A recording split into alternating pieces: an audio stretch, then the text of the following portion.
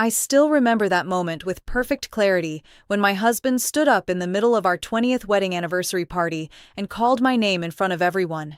His voice was calm to the point of coldness, but what he said made the entire room go still. "My wife has been having an affair." I heard the whispers, saw the looks shift from curiosity to contempt, and I knew. This was not an impulsive outburst. This was a performance he had prepared carefully. But what no one in that room knew, including my husband, was that I had been waiting for this moment in advance. My name is Rachel Bennett. I am 42 years old, and in most people's eyes, I am the kind of woman who is so perfect it becomes boring. I have a master's degree in economics, and I used to work at a major financial firm in Chicago, but I left that job more than 10 years ago to take care of my family. My husband, Michael Bennett, is a successful attorney, confident, sharp, and always able to make people trust him. We have 2 children, Olivia, 17, intelligent and sensitive, and Ethan, 10, still young enough to believe that his family is the safest place in the world. 20 years of marriage had taught me how to yield. I let promotions pass me by. I turned down attractive job offers. I gave up all of it to keep this family stable. And I believed that sacrifice meant something, until 3 weeks before the anniversary party. That was when Olivia walked into my room, her face pale, Michael's laptop in her hands. She said, "Mom, I think Dad is planning something." At first, I thought it was a misunderstanding. I thought maybe it was a surprise, some kind of special gift he was planning for me. I was wrong, and Michael's biggest mistake was thinking I would keep quiet. I stood in the middle of the party room, my hand gripping the edge of the tablecloth so tightly it felt as if everything would slip out of control if I let go. The warm, golden light reflected off crystal wine glasses, evening gowns, and the perfect smiles of guests I had personally invited. Everything was exactly the way I had planned it, every small detail, from the arrangement of the tables to the playlist humming softly in the background. I had spent 3 weeks preparing for this evening, not because I wanted to celebrate 20 years of marriage, but because I knew this would be the stage my husband chose to end it. I let my eyes sweep across the room, trying to memorize every face, every expression, as if I were reminding myself that all these people were about to witness something irreversible. Michael stood on the far side of the room near the bar, talking to 2 of his business partners. He was wearing the dark gray suit I had helped him choose the week before, his tie neatly knotted, his hair combed back perfectly. He laughed, nodded, placed a hand on the other man's shoulder with the easy confidence of someone who believed the world naturally belonged to him. If I had not known what I knew, I might still have believed he was the man I had loved for 2 decades. But now, every gesture of his felt unfamiliar, as if I were looking at a stranger I had never truly known. I moved slowly toward the bar, pretending to check the drink list, but really I only wanted to watch him more closely. When Michael turned to pick up a glass of whiskey, our eyes met for a fraction of a second. He smiled, the same familiar smile, but it never reached his eyes. Then he looked away immediately and went back to his conversation as if I were only part of the scenery. A cold feeling slid down my spine, not because I was surprised, but because I realized I had seen this before and never allowed myself to name it. For years, I had convinced myself that the distance between us was just what happened over time, that it came from work, responsibility, and the weight both of us carried. I told myself every marriage went through seasons like that silence did not necessarily mean something darker was living underneath it. But now, looking back, the signs had been there for a long time, so obvious they made me feel foolish for ever missing them. Until 3 weeks earlier. That afternoon had started like any other. I was in the kitchen making dinner when Olivia came in. She did not knock, which she always did, and one look at her face made me stop immediately. She was pale, lips pressed tight, clutching Michael's laptop as if she were holding something dangerous. "Mom," she said, her voice low but tight with panic. "Mom, I think Dad is planning something." I dried my hands on a dish towel and forced my voice to stay calm when I asked her what she meant. Olivia set the laptop down on the table and opened an email that had not been closed. The moment I looked at the screen, I recognized it as Michael's inbox. My heart beat a little harder, not because I had never seen his email before, but because of the way Olivia was looking at me. I knew this was not ordinary. I read the first subject line, then the next, and something inside me changed completely. It was not work. It was an exchange between Michael and his private attorney. They were discussing a plan, in detail, so clearly that there was no room for misunderstanding. They talked about gathering evidence, about the right moment to reveal it, about how to control my reaction in front of a crowd.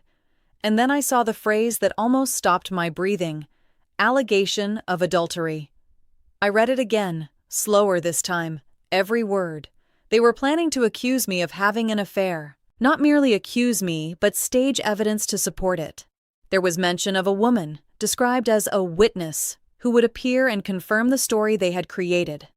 The goal was spelled out plainly: create enough public pressure to force me into accepting a divorce on Michael's terms, which included him keeping the house and securing custody of Ethan. I do not remember how long I stood there. I only know that when I finally looked up, Olivia was still watching me, waiting for a reaction. I did not cry. I did not scream. What I felt instead was a hollow opening inside me, as if everything I had once trusted had been pulled out of my body all at once. "Mom?" Olivia said again, worried. I closed the laptop, drew in a slow breath, and put a hand on her shoulder. I told her I was okay, even though I knew I was not, but something had already begun taking shape in my mind. If Michael had planned all of this, if he believed I would be blindsided and too shocked to respond, then surprise was his greatest advantage. And if I took that away from him, everything would change. That night, I still served dinner the way I always did. Michael came home, kissed me lightly on the cheek, asked about my day as if nothing at all had happened. I looked at him and searched for any flicker of hesitation, but there was none. He was completely at ease, completely certain. That was when I understood this plan had not been impulsive. It had been in motion for a long time. I chose not to say anything, not because I did not want to confront him, but because I knew confrontation now would only help him adjust the plan. I needed more. I needed the whole picture, not just the part Olivia had uncovered.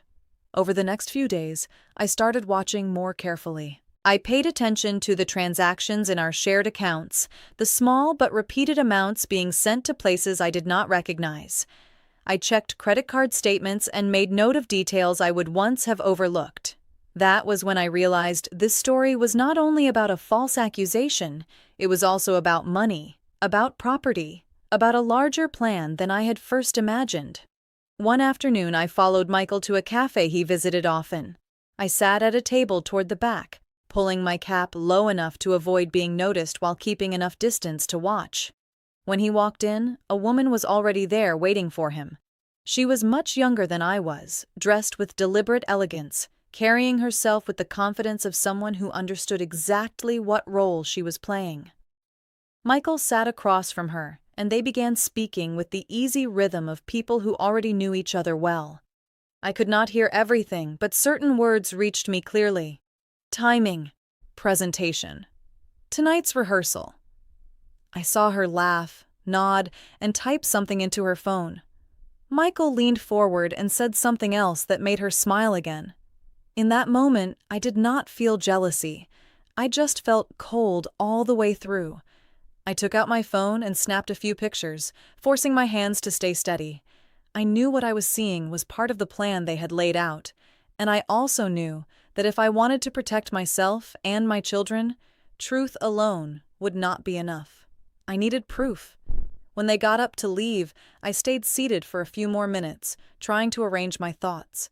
Everything had become clearer than ever. Michael was not only betraying me, he was trying to destroy me in a calculated way, using the people around us as witnesses to a story that was not true. I left the cafe and stepped into the cold air outside, and for the first time in years, I felt a kind of terrifying clarity.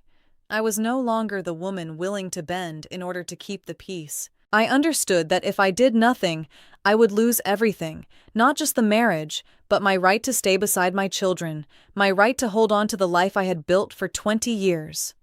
That night, when Michael came home, I greeted him the way I always did. I asked about his day, listened while he spoke, nodded in the right places. But inside, I had changed.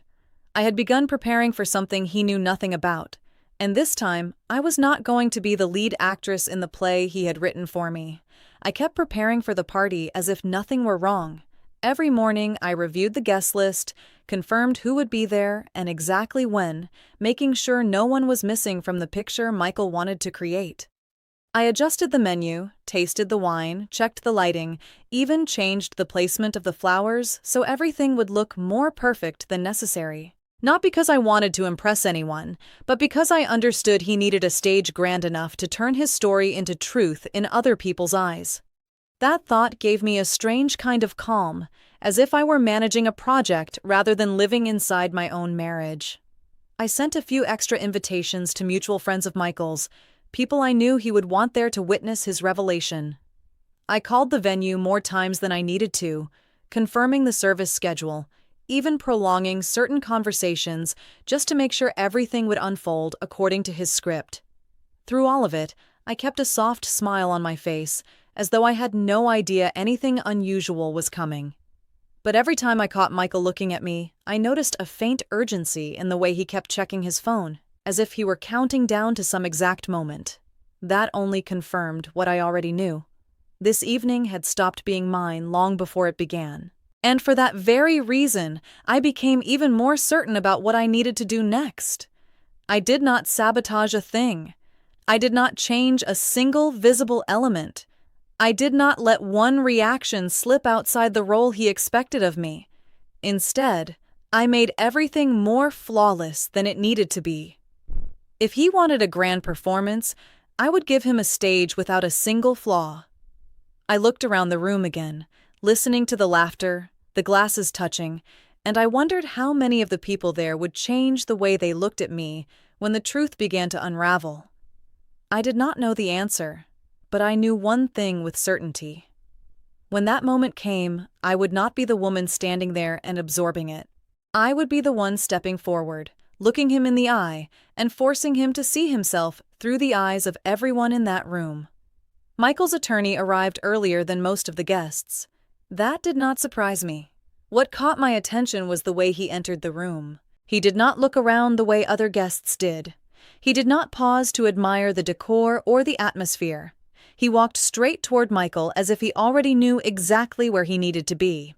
I happened to be near the entrance when he came in, so there was no avoiding the introduction. I smiled, held out my hand, and he shook it with a grip that was firm enough without being warm. His eyes stayed on mine only briefly. If I had known nothing, I might have thought he was simply a professional man used to keeping his distance. But now I saw more than that. "This should be a very memorable evening," he said in a light, nearly neutral voice. I nodded, kept my smile in place, and replied with a polite sentence. But in my mind, his words echoed with an entirely different meaning. Memorable, in the sense both of us understood, without either of us saying it aloud. I noticed the quick glance he cast toward Michael, no more than a second, but enough to confirm the connection between them. He was not an ordinary guest. He was part of the plan. Michael joined him almost immediately, laying a hand against his back as though greeting an important colleague. They exchanged a few quiet words, too low for me to hear clearly, but their posture, the way they leaned toward each other, told me enough. This was not a casual conversation. I stood there a moment longer, just long enough to feel the fragile tension between the three of us, then excused myself and moved on to greet other guests as if everything were perfectly normal. As I moved from table to table, I kept watching them through the gaps between people.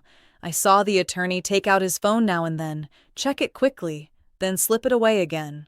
Michael kept his outward calm, but there was a sharp concentration in his eyes, as if he were waiting for some signal. I realized they were not only prepared in terms of the story they would tell. They were coordinating timing. They were making sure everything would land exactly where they wanted it to. What surprised me was not his presence. It was my own reaction to it. I was no longer angry the way I thought I would be. Instead, I felt like I was standing outside the whole thing, observing it, analyzing it, storing every gesture in memory. Every time my eyes landed on them, I reminded myself that this was what they had chosen, and if they had prepared this carefully, then I was not going to walk into the evening unprepared. I was standing beside the center table, pretending to straighten the flowers, when the back door opened again, and I knew it was her before I even saw her clearly. There is a certain kind of presence you feel before you confirm it, and when I looked up, our eyes met for one brief but unmistakable second. She had recognized me too. She entered with a measured confidence, not at all like a guest arriving late, but like someone who already knew her place in the room. Her dress was elegant enough to draw attention without becoming too obvious, a balance I was certain had not happened by accident. Michael moved toward her faster than he had moved toward any other guest. I watched that, without even trying to hide my attention. He smiled, tipped his head toward her, said something I could not hear, then turned toward the people nearest them and introduced her. I moved slightly closer, enough to hear her name, but not enough to become part of the conversation. He called her a colleague, someone working with him on a recent project. The way he said it was smooth enough that if I had not known better, I might have believed it. She shook hands with each person, her eyes moving easily from one face to the next, adapting her smile and tone with practiced ease. She was not just acting, she was good at it. When it was my turn, Michael turned toward me and introduced us as if we had never met. I extended my hand, held her gaze, and felt that her skin was colder than I expected. She smiled a perfect smile, one that showed no sign of strain at all. "So nice to finally meet you," she said, her voice clear and soft. I nodded and returned the same sort of polite phrase, but inside I was cataloging everything with precision. The way she stood just slightly angled toward Michael. The way he looked at her a beat longer than necessary before turning away. It all matched exactly what I had seen before. This was not a chance meeting. It was part of the script. I left them a few minutes later and went back to circulating through the room, but my eyes kept returning to them automatically. I saw brief glances pass between them, small silent signals other people might never have noticed, but they were unmistakable to me.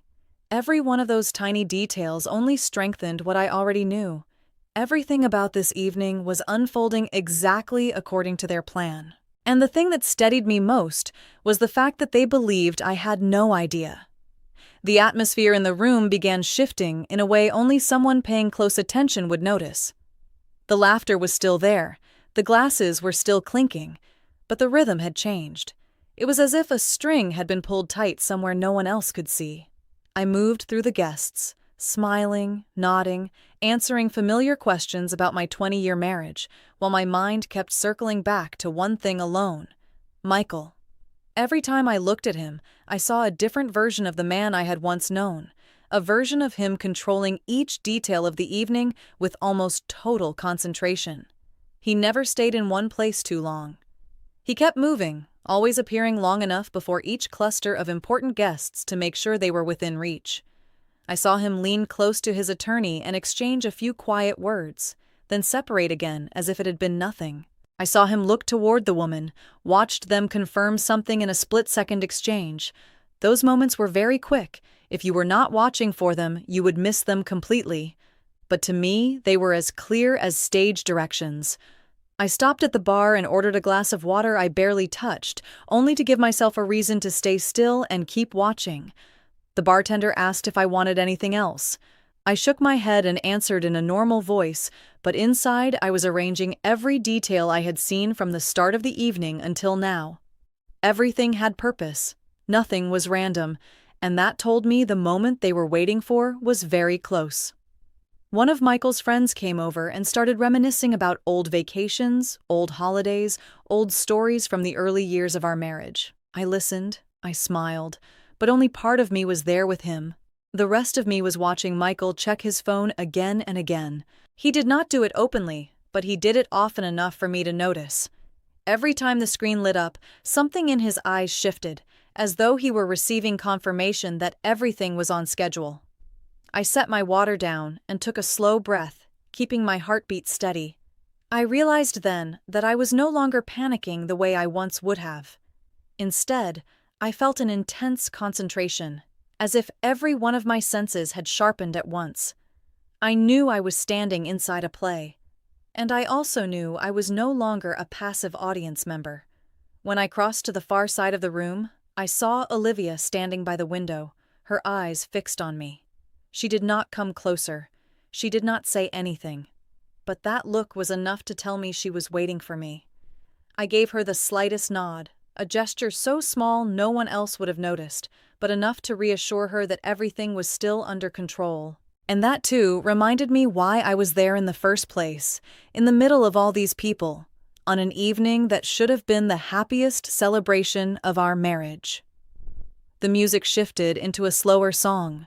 The lights dimmed just slightly, and I saw Michael begin moving toward the center of the room. He was not in a rush, but there was a firmness in each step. Conversations faded one by one as people realized he was about to speak. I stood still and felt the atmosphere changing around me, as though the whole room was holding its breath. And in that moment, I understood the storm I had been preparing myself to face was finally about to begin. I stood at the edge of the room, fingers wrapped lightly around the stem of my glass, feeling the cold moisture against my skin, like a way of keeping myself awake inside my own body. The sounds around me seemed to slow, not because people had stopped talking, but because I was hearing everything differently now, more distinctly, each layer separated from the next. Laughter, whispered conversation, shoes against the floor, all of it blended into a familiar background, but underneath it I could feel a current of tension only I seemed to recognize.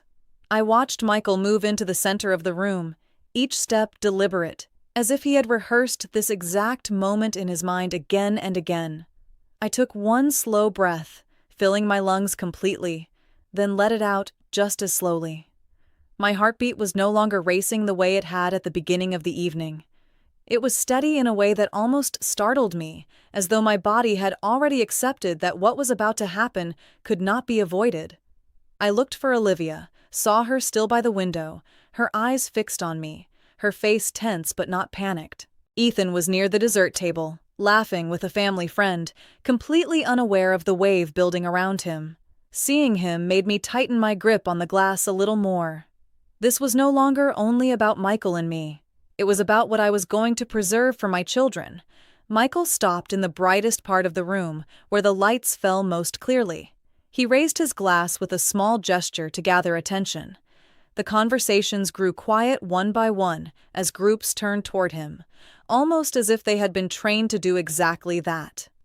I watched his attorney shift closer, not enough to draw attention, but enough to intervene if necessary. The woman also changed position, stepping back slightly from Michael while remaining clearly within view. Everything had been arranged with such precision, it almost made me laugh.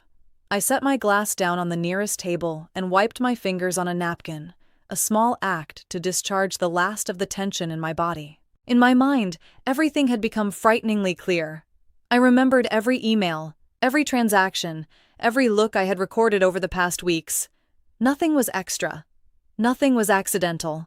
And above all, I knew exactly where they intended to take this. A guest near me whispered something about Michael making a speech, his voice tinged with anticipation. I nodded as though I were waiting with the same pleasant curiosity as everyone else. But inside, I was preparing for something entirely different. I wondered briefly how many of the people in the room would believe what they were about to hear, and how many would be perceptive enough to question it. The answer did not matter nearly as much as knowing what I would do when my turn came. Michael began speaking, his voice clear, warm, and perfectly paced. He started with what everyone expected, thanking our friends for coming, recalling the years we had shared, naming a few memories that made people smile and nod. I stood there listening and could hear the structure inside it, the way he was building emotion for the audience one layer at a time, like an attorney preparing a jury before delivering the final argument. I kept my eyes on him and measured his rhythm, the pauses he let linger, the way he glanced through the crowd to test the effect of his words. Everything was playing out exactly as I had imagined the moment I read those emails. He was leading them somewhere they did not yet realize they were being led, and when he got there, they would be ready to believe whatever came next. 20 years is a long time, he said, his voice slowing, as if he were weighing every word. Long enough to build something, and sometimes long enough to watch it collapse. The atmosphere in the room shifted instantly. Smiles faded. The attention in people's eyes sharpened. A few glances were exchanged. I felt the shift like a door closing behind all of us. This was the turn in the speech he had been preparing for. Michael set his glass down on a nearby table and clasped his hands in front of him, as though he were trying to stay composed. But I knew that was part of the performance too. He took a long breath, looked around the room, then let his gaze settle on me, longer than on anyone else. It was not a look of affection. It was a signal, a warning disguised as sadness. "Tonight, I didn't intend to say this," he continued, lowering his voice to make it seem more sincere. "But I think everyone here deserves to know the truth." A few people shifted uneasily. I could hear the faintest murmurs beginning. Someone near me said my name, though I could not tell whether it was a question or merely reflex. I remained still, feeling the first wave of eyes move toward me, even though Michael still had not said anything specific. Now he turned fully toward me, rotating just enough to make it obvious to the entire room that I was at the center of what was about to happen. I did not move. I did not flinch. I only held his gaze steadily, as though I had known all along this moment would come. "For some time now," he said, speaking slowly and clearly, "I've been trying to understand what happened to my marriage." That sentence made some people nod gently, as though they were hearing something familiar, something sad but recognizable. But I knew what he was about to say next would shatter that comfort. "I trusted you," he continued, looking directly at me. "I trusted us." Then he paused, long enough for the silence to grow heavy. "And then I found out," he said, each word carefully separated, "that you were seeing someone else." It felt as if all the air left the room at once. There was no laughter, no conversation, no movement, only a thick, stunned silence. I saw people turn toward one another, eyes widened, like they had just heard something impossible. Others looked straight at me, waiting for a reaction, any reaction at all. I did not move. I did not speak. I simply stood there and let the full weight of the room's attention fall on me like a wave I had already known was coming. And in that moment, I realized everything was unfolding exactly according to his plan. There was only one thing Michael did not know. I was ready for it. Michael did not stop after that accusation.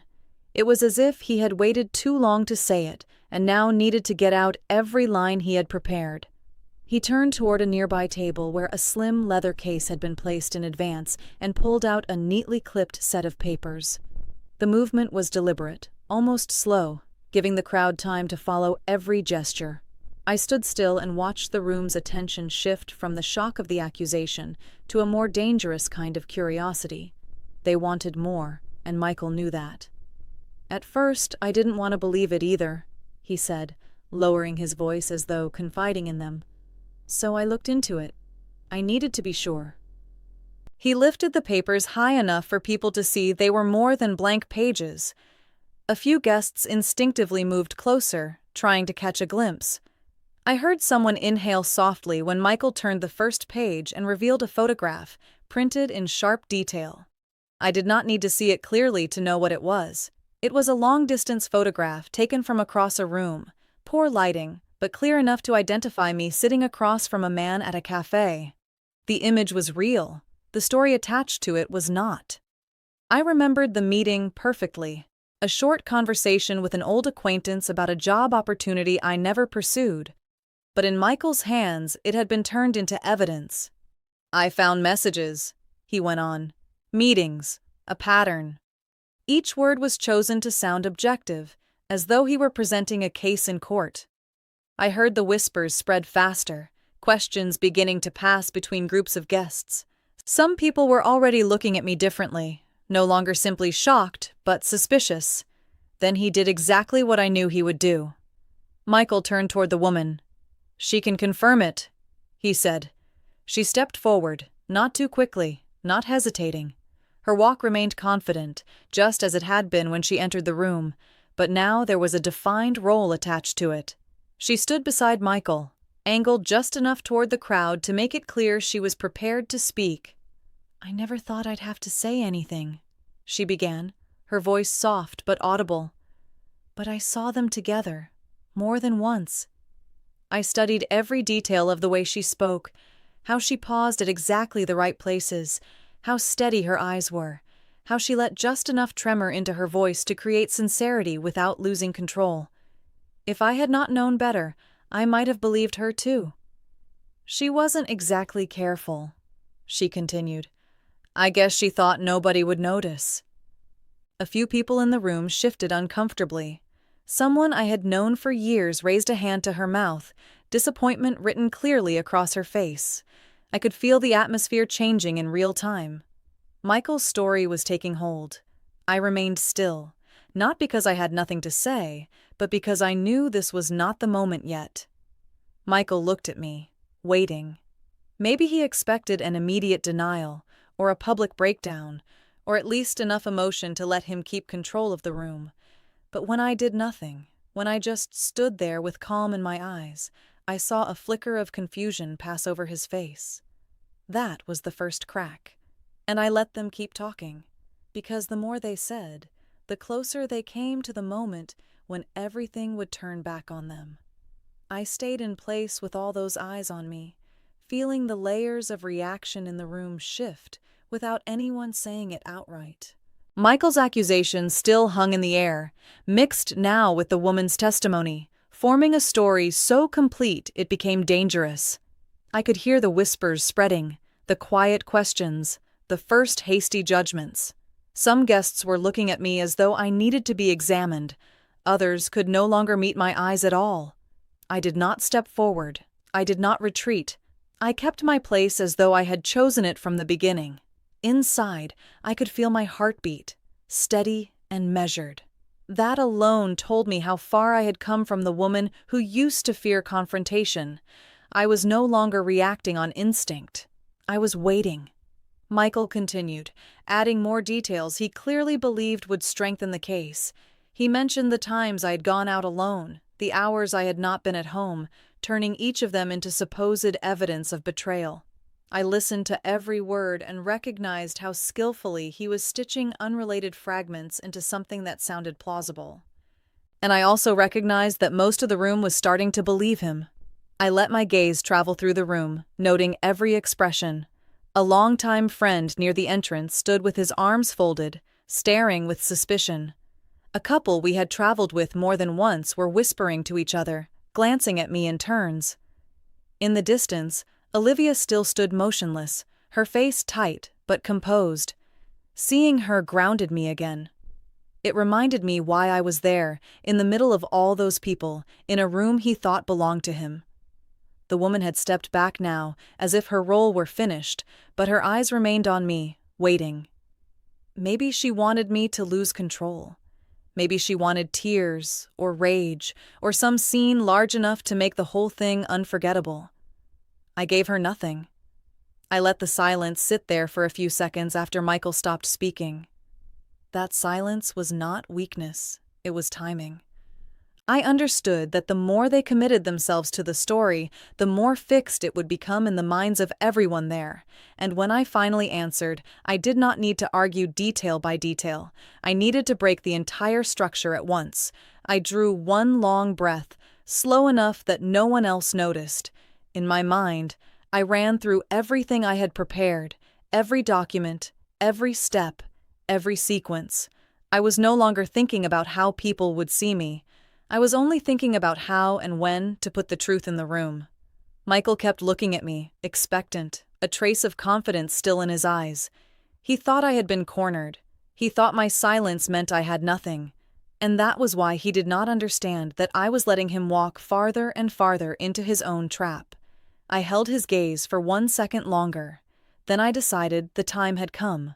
I stepped forward, slowly but with complete certainty, feeling every eye follow the movement. The air in the room was still thick with what Michael had just said, and the moment I moved into the brightest part of the room, I knew all attention had shifted fully onto me. I stopped a few feet from him, close enough to see every small change in his face, far enough to stay outside the space he had tried to define. I did not speak right away. I looked at him for 1 second longer than necessary, as if I were weighing what I had just heard. Then I asked, in a voice so calm even I noticed it, "Are you finished?" The question was not loud, but it carried through the room anyway. A few people shifted, as though unsure whether they had heard me correctly. Michael blinked, a tiny, involuntary reaction, nearly invisible unless you were watching closely. But I was. He had not expected that question. He had expected denial, panic, emotion, something he could still control. I gave him none of that. I turned my head slightly toward Olivia. She was still near the window, but her expression had changed. It was no longer only fear. It was focus, as if she knew exactly what came next. When our eyes met, she gave me the smallest nod. That was enough. Everything was ready. I looked back at Michael, my voice still steady. "I think you should say everything you want to say," I told him, "so nobody in this room feels like you were interrupted." A few whispers rose again, but this time they carried confusion more than certainty. The way I was speaking did not match the role he had assigned me. I could tell from the room itself, from the way people were beginning to look back at Michael as though suddenly questioning whether they had missed something. Michael tightened his jaw, struggling to keep control. "This isn't the time to play games," he said, his voice lower now and less certain. I tilted my head slightly, as if considering that, then gave the faintest smile. Not because I found anything funny, but because I could already see the first real signs of his control slipping. "I agree," I said. "That's exactly why I'm standing here." I took one more step into the center of the room, no longer on defense. Then I turned enough to let my eyes sweep across the entire crowd so everyone could see this was not only about him and me anymore. "You just told a story," I said, each word measured. "And I think everyone in this room deserves to hear all of the truth, not just the part you selected." The atmosphere shifted again, more visibly this time. I could see it in the eyes around me.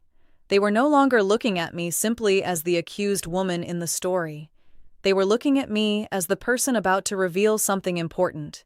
Then I turned back to Michael and held his gaze without flinching. "You prepared this very carefully," I said evenly, "and I'll give you that." A short silence followed, but this time it was not one he had created. It belonged to me. I held Michael's gaze for one more second, then turned slightly toward Olivia again. I did not have to say a word. I only gave her the smallest nod. Immediately, she stepped away from the window and moved toward the control table where the presentation system had already been set up for the party. A few guests began following her movement with their eyes, curiosity replacing the certainty they had felt only moments before. "You said I wasn't careful," I said, still calm. "But maybe you're the one who missed a few things." The room's lighting stayed the same, but when the screen behind me lit up, the entire space seemed to shift. The first image that appeared was not a picture of me. It was a blown-up email, large enough for everyone in the room to read. I heard a few soft murmurs as the words came into focus, Michael's name clearly visible as the sender. I never turned to look at the screen. I kept my eyes on him. "Do you remember this email?" I asked, without waiting for him to respond. "The exchange between you and your attorney about constructing a convincing enough story to force me into a divorce settlement that favored you." Michael said nothing. I saw his shoulders stiffen, his eyes dart to the screen and then back to me. In that instant, I knew he understood everything had changed. Olivia moved to the next image. A bank statement appeared, with several transactions highlighted clearly. I stepped slightly to one side so people could see better. "This is our joint account," I said. "And these are the transfers made over the last 6 months. You said you'd been working more because of pressure at the office. In reality, you were using that money for something else." I let the words settle for a beat so people had time to absorb what they were seeing. "Look closely at the dates," I said, "and at the recipients." A few people moved closer. I could see the progression in their faces, suspicion turning into shock, and then into understanding. I did not need to explain much. The data was speaking for me. The next slide appeared. This time, it was photographs. Not of me, of Michael. He and the woman beside him, in multiple settings, none of them resembling work. The distance between them in those photographs left very little room for interpretation. The room almost seemed to stop breathing. I turned toward the woman and looked at her. "You said you'd seen me," I said, my voice unchanged. "But apparently you forgot that people can see you too." Then I turned back to Michael. "You built a story," I continued, "and you thought if you told it in front of enough people, it would become the truth." I took another step toward him, not quickly, not aggressively, just enough to close the space he had tried to create. "But you forgot one thing," I said, looking directly at him. "I read your entire plan before you had the chance to carry it out." A wave of whispers spread through the room, and this time they were not aimed at me. They were aimed at him. I looked around and saw the room changing in real time.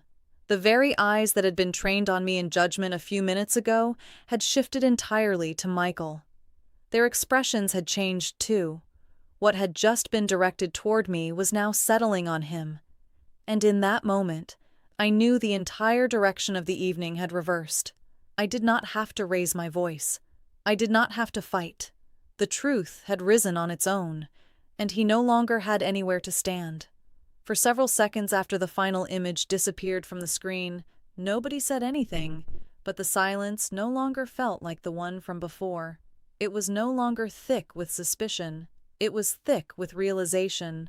I stood in the middle of that altered space and felt every eye pulling away from me and fixing themselves on Michael.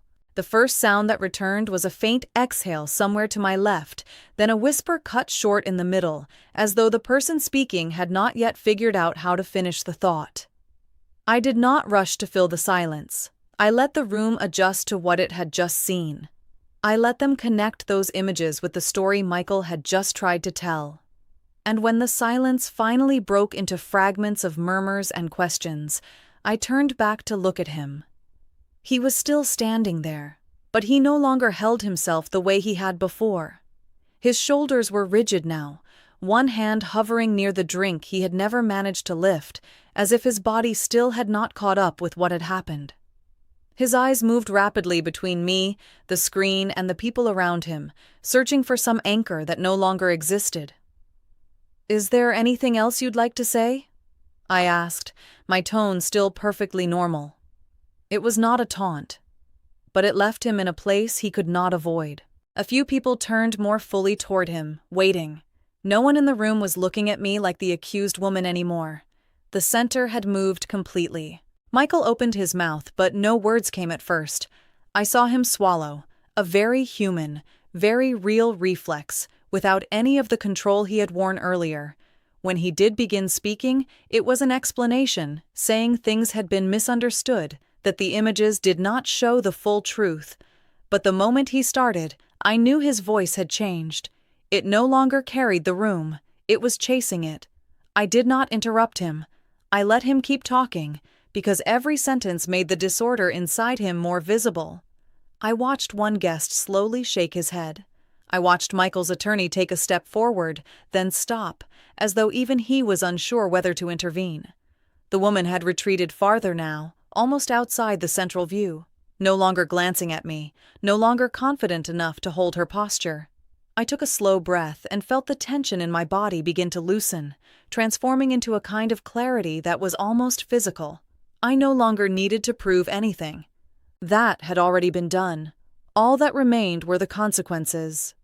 "You don't need to explain any of this to me," I said, when he finally paused for breath. "But you may want to think about how you're going to explain it to everyone else in this room." I turned slightly and let my eyes pass over the crowd, over the faces of our friends, our relatives, the people who had witnessed the entire evening from the beginning. In those faces I saw disappointment, shock, and even flashes of anger, none of it aimed at me anymore. Olivia was standing quietly behind me, one hand near the presentation controls, her eyes still on me. When I looked at her, she gave me another small nod, this time not as a signal that something else was coming, but as confirmation that we had already passed the hardest part. Then I turned back to Michael one last time in that moment. I was not searching his face for anything anymore. I was only seeing what was there. He had destroyed his own story. And this time, there was no way back. The silence did not last long before the room began moving again, but not with the polite ease it had held earlier in the evening. It was no longer the low hum of conversation and shared laughter. It was a room rearranging itself around a new truth. People split into smaller clusters, then regrouped in different ways, as if everyone was recalculating their position inside the story that had just been reversed. I stood still and watched the reactions, the glances, the way the balance had tilted to the other side. One of our oldest friends stepped closer to me, her eyes no longer avoiding mine, but searching them directly, as if she needed to confirm something. I gave her a slight nod, and that seemed enough. On the other side of the room, I saw Michael's attorney finally move in, speaking to him in a low, urgent voice. I could not hear the words, but the way he leaned in, the way his hand tightened briefly around Michael's arm, told me the situation had gone beyond anything they had prepared for. Michael was no longer standing in the center of the room, even though he had not physically moved. Attention no longer flowed toward him the way it had before. It was scattered now, mixed with judgment and disbelief. I saw a few people speaking directly to him, no longer maintaining the polite distance they had once given him. He tried to answer, but every sentence seemed dragged down by the evidence that was now public. I took another slow breath and felt something in my body shifting into relief. Not joy exactly, but the release that comes when something buried too long is finally brought into the light. I did not go back toward Michael. I did not need to.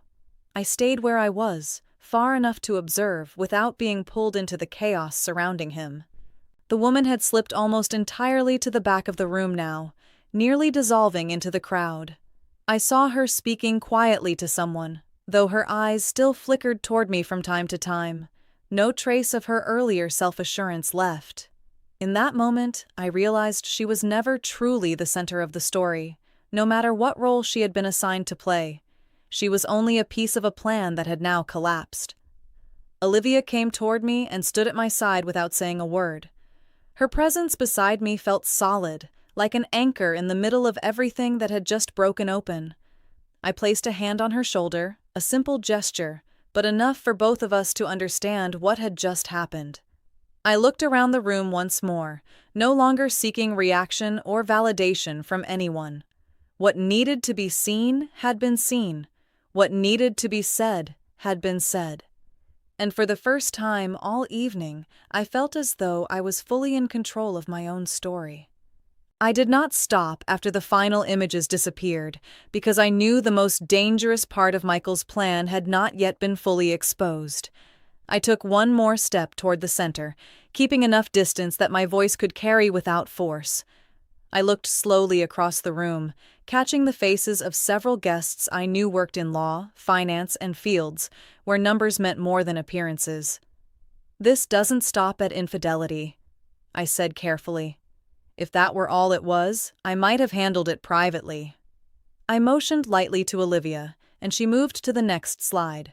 This time, it was not photographs, but more detailed spreadsheets. Transactions were highlighted in color. The movement of money was mapped clearly enough to show a pattern. I saw several people instinctively move closer, especially those who had worked with Michael professionally. "These are transfers from our joint account into a trust registered under a third party," I continued. "At first I assumed it was just another way he was managing assets, but when I reviewed it properly, I found that the transactions weren't being reported the way they should have been."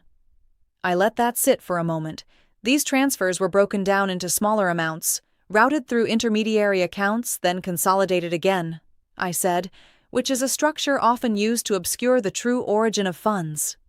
The room changed again. This time the shift was deeper, heavier.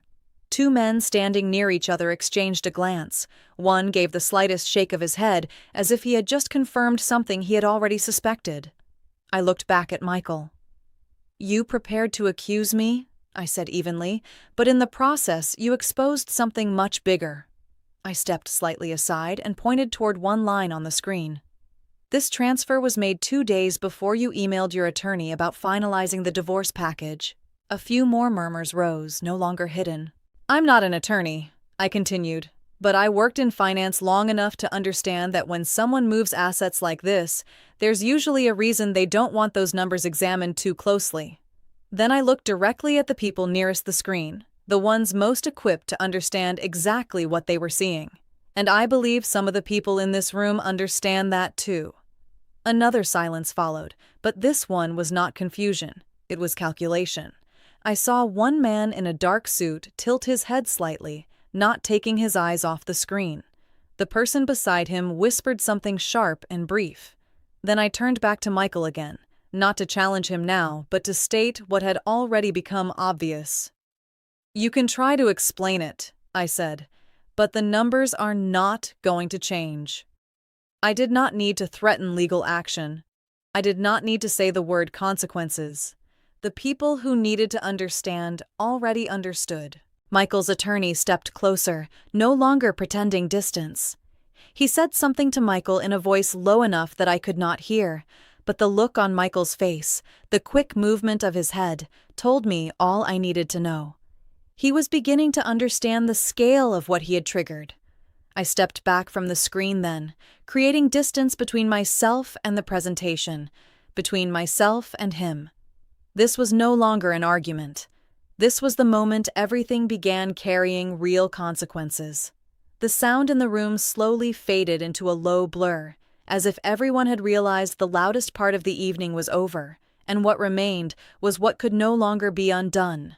I stopped looking at the screen and turned toward my family instead, and that was the moment I understood just how much had changed. Olivia stood a few steps away from me, still watching, as if waiting for one final sign. Ethan was closer, his face full of confusion, his eyes red, not old enough to understand what had happened, but old enough to feel that the world he trusted had just been torn open. I walked toward my children, one step at a time.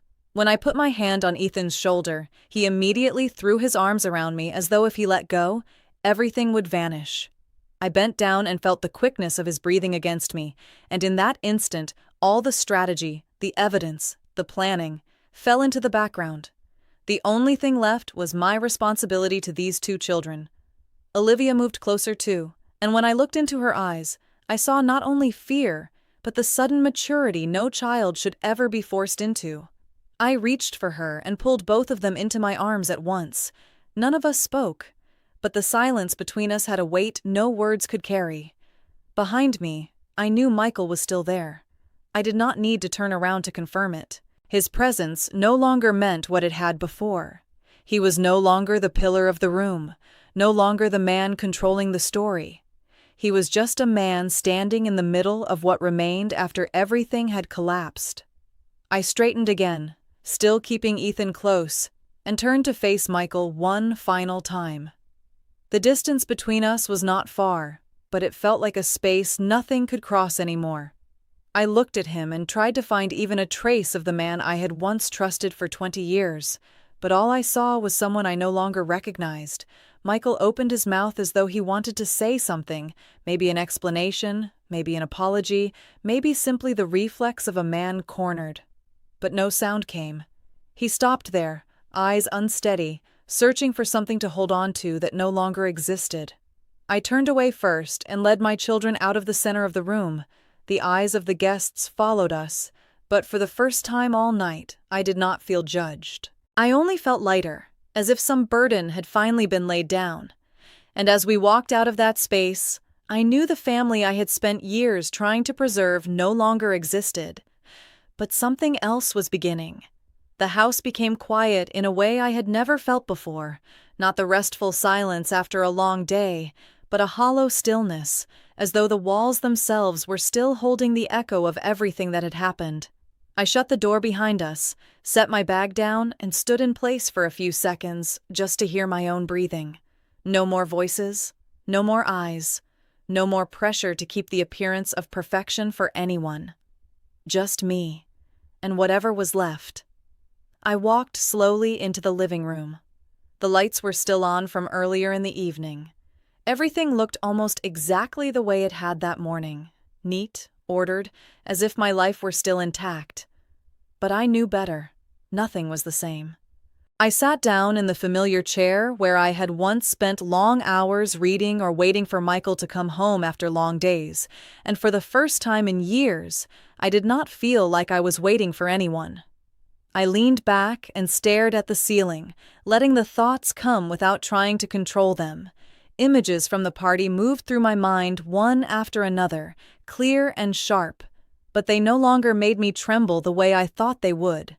I remembered the expressions on people's faces, the change in the room, the exact instant when everything turned. And I realized that what surprised me most was not what Michael had done. It was what I had done in response. I had not stayed silent. The thought echoed in my mind with startling clarity. For 20 years, I had trained myself to yield, to keep the peace, to put the needs of others ahead of my own. But that night, for the first time, I had chosen to stand up and tell the truth, not because I wanted to win, but because I no longer accepted being cornered inside my own life.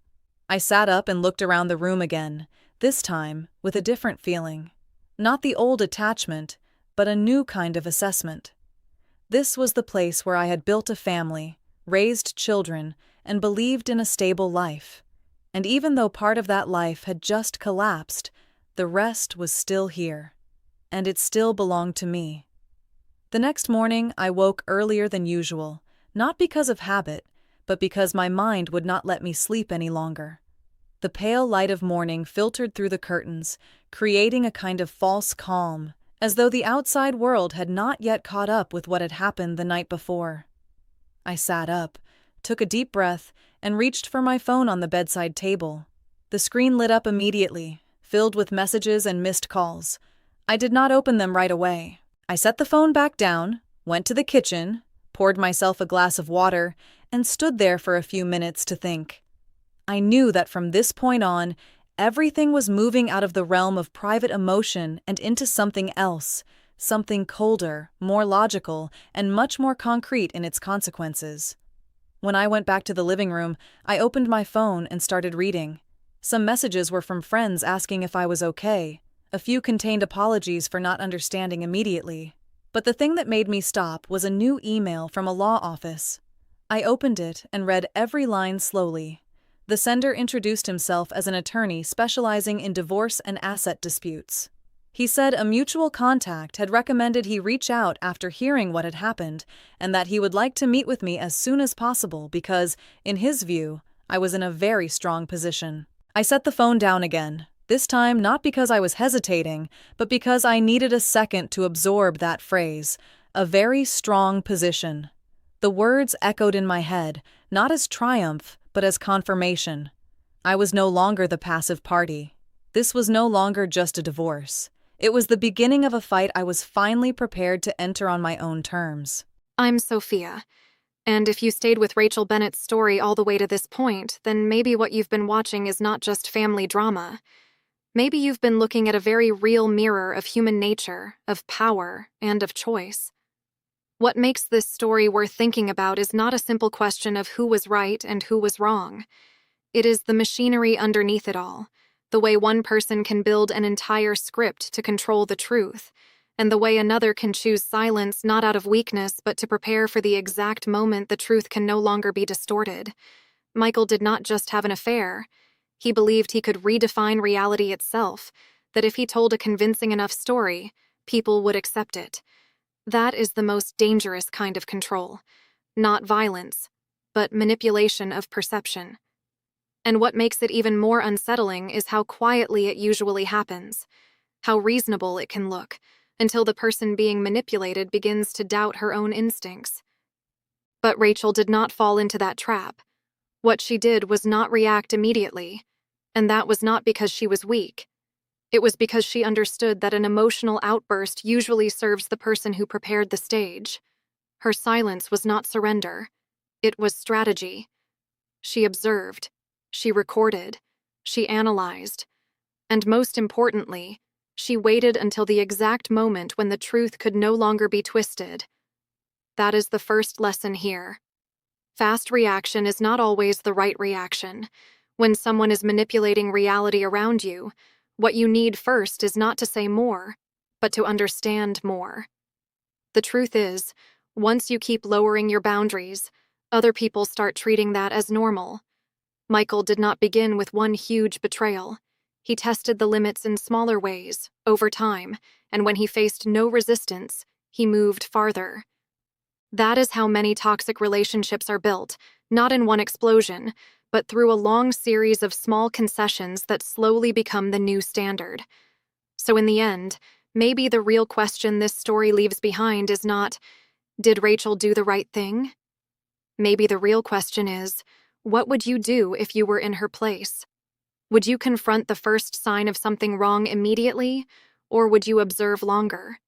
Would you trust your instincts, or would you convince yourself everything was fine? There is no single answer that fits every person. But one thing is certain. You deserve respect, honesty, and a relationship in which you are not constantly being pushed into doubting your own reality. If you believe the truth always finds its way to the surface eventually, leave a like. If you have ever lived through manipulation or betrayal, share your story, because sometimes telling it is one of the first ways to reclaim your power. And if you want more stories that are not only meant to entertain but to make you think, don't forget to follow the channel. Because behind every story there is always a lesson waiting to be seen.